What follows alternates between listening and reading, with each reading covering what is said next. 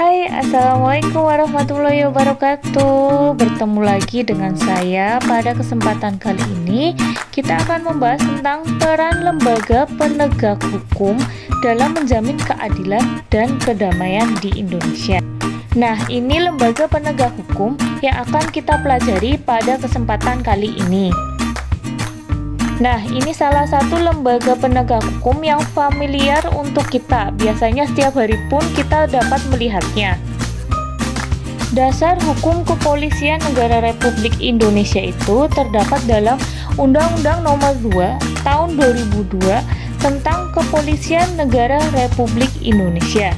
Nah, Polri pun mempunyai kewenangan, diantaranya ini ya, dibaca. Jadi, Polri itu tugasnya itu bukan hanya menilang, itu tidak benar, tapi kewenangannya itu dijabarkan dalam beberapa poin berikut.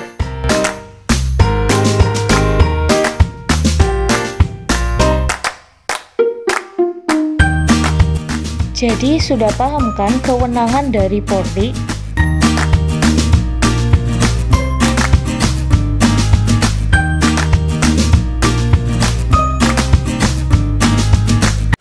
Secara global, tugas dan wewenang Polri itu dibagi menjadi 3. Yang pertama, pemeliharaan keamanan dan ketertiban masyarakat. Yang kedua, penegakan hukum. Yang ketiga, perlindungan, pengayoman, dan pelayanan kepada masyarakat. Jadi, penting kan tugas dari Polri? Nah, Polri juga mempunyai tugas dalam sistem peradilan, yaitu dalam rangka penyelidikan. Penyelidikan itu adalah suatu rangkaian untuk mencari dan menemukan suatu peristiwa yang diduga sebagai tindak pidana. Yang kedua, penyidikan, yaitu tindakan untuk mencari serta mengumpulkan barang bukti. Jadi, pertama itu Polri itu mencari kasusnya yang termasuk tindak pidana.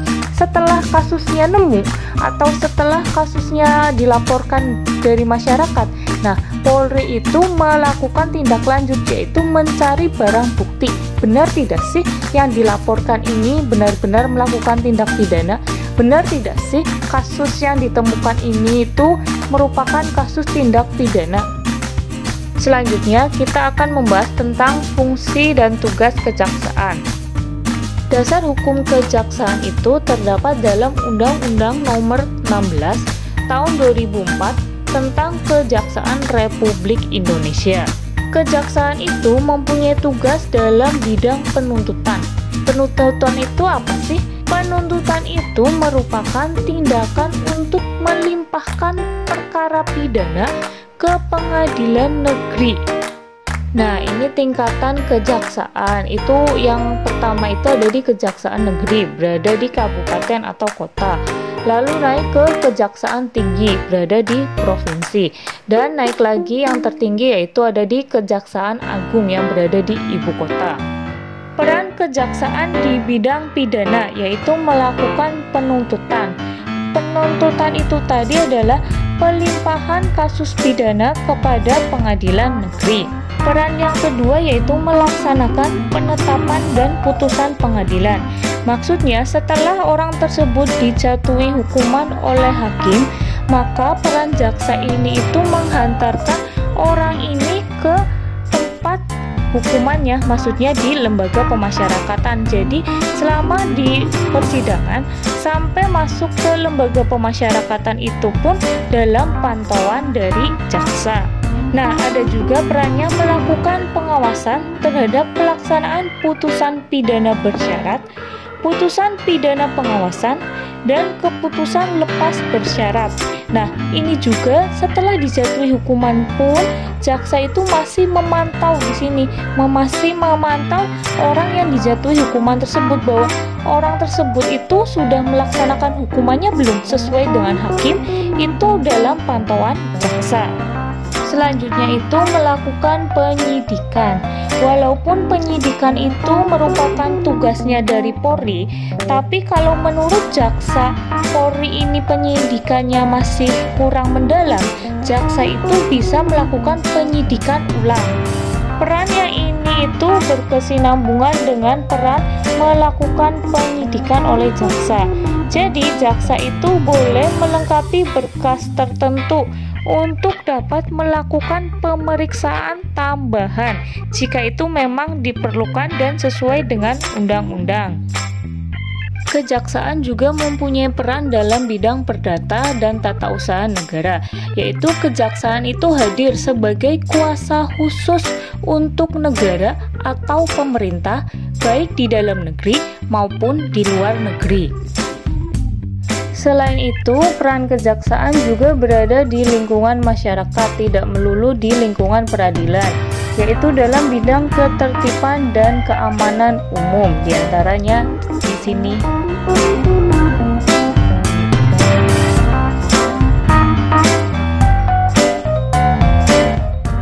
Nah, sekarang kita akan membahas tentang hakim. Dasar hukumnya dulu itu ada di Undang-Undang Nomor 48 Tahun 2009 tentang kekuasaan kehakiman. Lembaga peradilan di Indonesia itu dibagi menjadi dua, yaitu Mahkamah Agung dan Mahkamah Konstitusi. Lalu Mahkamah Agung itu meliputi badan peradilan yang berada di bawahnya, yaitu lingkungan peradilan umum, peradilan agama, peradilan militer, dan peradilan tata usaha negara. Ini waktu kelas 11 sudah dibahas. Nah, lembaga ini semua ini dijalankan oleh hakim. Hakim adalah pejabat peradilan negara yang diberi wewenang oleh undang-undang untuk mengadili, memeriksa, dan memutus perkara hukum sesuai dengan undang-undang. Nah, sekarang kita akan membahas tentang advokat. Dasar hukumnya dulu itu ada di Undang-Undang RI Nomor 18 Tahun 2003 tentang advokat. Advokat adalah orang yang berprofesi memberi jasa hukum baik di dalam maupun di luar pengadilan. Kalau biasanya kita sebut dengan pengacara. Adapun tugas advokat secara khusus itu adalah mengajukan gugatan, jawaban, tangkisan, sangkalan, memberi pembuktian, dan mendesak segera disidangkan atau diputuskan perkaranya. Pasti kalian sudah sering lihat di berita-berita, misal contoh artis A menggunakan pengacara ini agar segera diselesaikan kasusnya. Ya, seperti itu tugasnya dari advokat. Nah, pengacara atau advokat juga bertugas membantu hakim dalam mencari kebenaran. Jadi, advokat atau pengacara ini itu tidak boleh memutarbalikkan fakta, harus sesuai dengan data yang ada. Seorang advokat itu mempunyai beberapa hak, diantaranya bebas mengeluarkan pendapat atau pernyataan dalam membela perkara yang menjadi tanggung jawabnya di dalam persidangan. Yang kedua itu adalah advokat bebas dalam menjalankan tugas profesinya untuk membela perkara yang menjadi tanggung jawabnya. Yang ketiga, advokat tidak dapat dituntut baik secara perdata maupun pidana dalam menjalankan tugas profesinya dengan itikat baik untuk kepentingan membela kliennya. Yang keempat, advokat berhak memperoleh informasi, data, dan dokumen pendukung lainnya, baik dari instansi pemerintah maupun pihak yang lainnya yang berkaitan dengan kepentingan pembelaan klien. Yang kelima, advokat berhak atas kerahasiaan hubungan dengan kliennya, termasuk perlindungan atas berkas dan dokumennya terhadap penyitaan dan pemeriksaan. Yang terakhir, advokat itu tidak dapat diidentikan dengan kliennya. Jadi advokat itu hanya membela, jadi tidak bisa disamakan dengan kliennya. Maksudnya itu misal pengacara tersebut itu sedang menjadi kuasa hukum dari orang yang sedang terkena kasus korupsi. Tidak bisa dikatakan juga bahwa pengacara tersebut juga ikut korupsi. Jadi itu yang namanya tidak dapat diidentikan dengan kliennya. Advokat juga mempunyai kewajiban, diantaranya dalam menjalankan tugas profesinya dilarang membedakan perlakuannya berdasarkan jenis kelamin, agama, suku, ras, golongan, dan budaya. Yang kedua itu, advokat wajib merahasiakan segala sesuatu yang diketahuinya atau diperolehnya dari kliennya karena hubungan profesinya, kecuali ditentukan lain oleh undang-undang. Yang ketiga, advokat dilarang memegang jabatan lain yang bertentangan dengan kepentingan tugas dan martabat profesinya. Yang keempat, advokat dilarang memegang jabatan lain yang memerlukan pengabdian sedemikian rupa yang menyebabkan kurangnya kebebasan dan kemerdekaan dalam menjalankan tugasnya sebagai advokat. Yang kelima, advokat yang menjadi pejabat negara itu tidak melaksanakan tugas profesi advokat selama memangku jabatan sebagai pejabat negara. Advokat itu mempunyai aturan khusus. Yang pertama, untuk advokat asing dilarang beracara di sidang pengadilan, berpraktik, dan atau membuka kantor jasa hukum atau perwakilannya di Indonesia.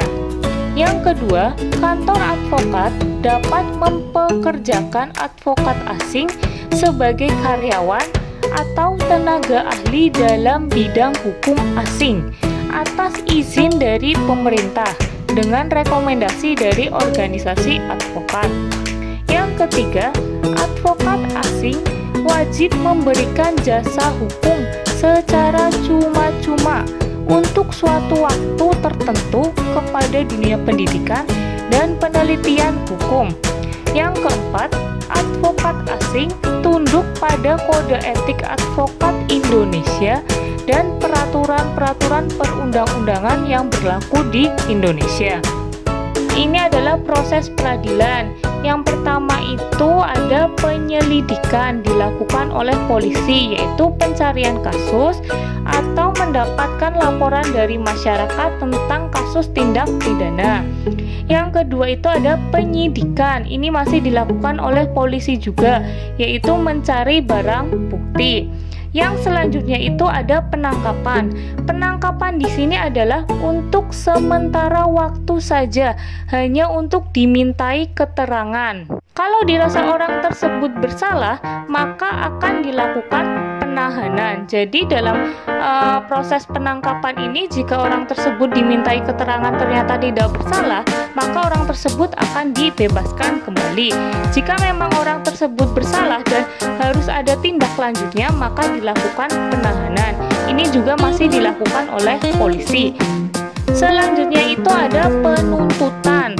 Penuntutan ini dilakukan oleh jaksa.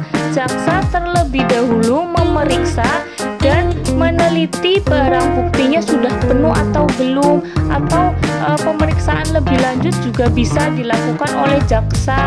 Nah, setelah semua selesai, setelah semua benar bahwa orang tersebut melakukan tindak pidana, maka jaksa melimpahkan perkaranya ke pengadilan negeri. Di pengadilan negeri ini diperiksa oleh hakim atau pemeriksaan di pengadilan oleh hakim. Setelah hakim memutuskan hukuman terhadap orang tersebut, maka pelaksana putusan hakim adalah oleh jaksa. Nah, jaksa ini tugasnya menghantarkan si pelaku ini bahwa si pelaku ini benar-benar menjalankan hukumannya, yaitu berada di lembaga pemasyarakatan. Nah, ini merupakan gambaran secara umum susunan dalam setiap persidangan.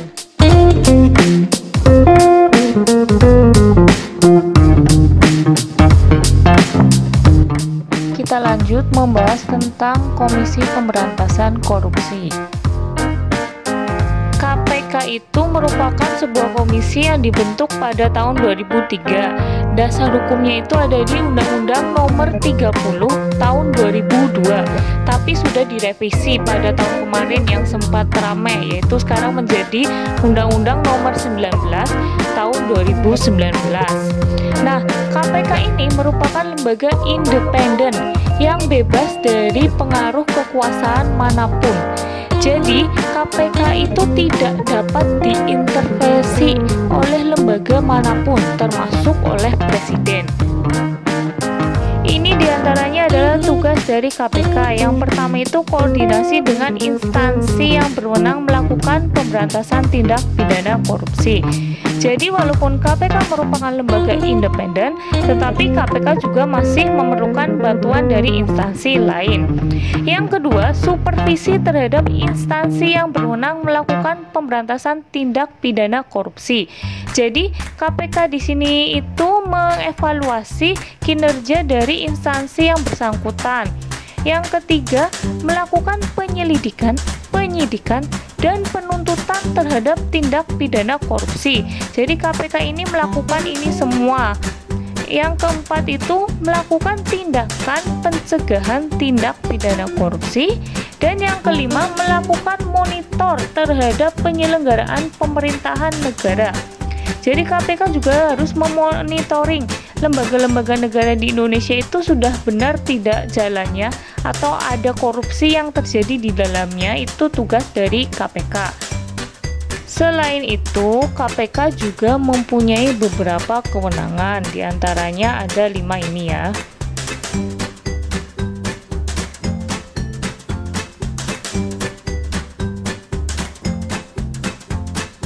KPK dalam menjalankan tugasnya itu berdasarkan beberapa asas, diantaranya itu asas kepastian hukum, yaitu negara hukum mengutamakan landasan peraturan perundang-undangan, kepatutan, keadilan dalam setiap kebijakan. Jadi KPK itu dalam melakukan kegiatannya, dalam melakukan tugasnya itu harus berdasarkan peraturan perundang-undangan yang ada di Indonesia. Yang kedua itu asas keterbukaan, yaitu membuka diri terhadap hak masyarakat untuk memperoleh informasi tentang kinerja KPK. Yang ketiga itu asas akuntabilitas, yaitu setiap kinerja yang dilakukan oleh KPK atau kegiatan yang dilakukan oleh KPK harus mempunyai pertanggungjawaban, yaitu kepada masyarakat. Sebagai pemegang tertinggi kekuasaan di Indonesia itu ada di tangan rakyat. Selanjutnya ada asas kepentingan umum, yaitu dalam menjalankan tugasnya itu KPK itu harus mendahulukan kesejahteraan umum. Yang keempat itu ada asas yang kelima itu ada asas proporsionalitas, yaitu mengutamakan keseimbangan antara tugas, wewenang, tanggung jawab, dan kewajiban KPK.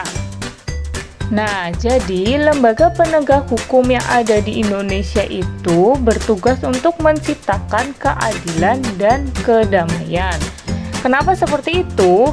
Itu menunjukkan bahwa Indonesia itu adalah sebagai negara hukum.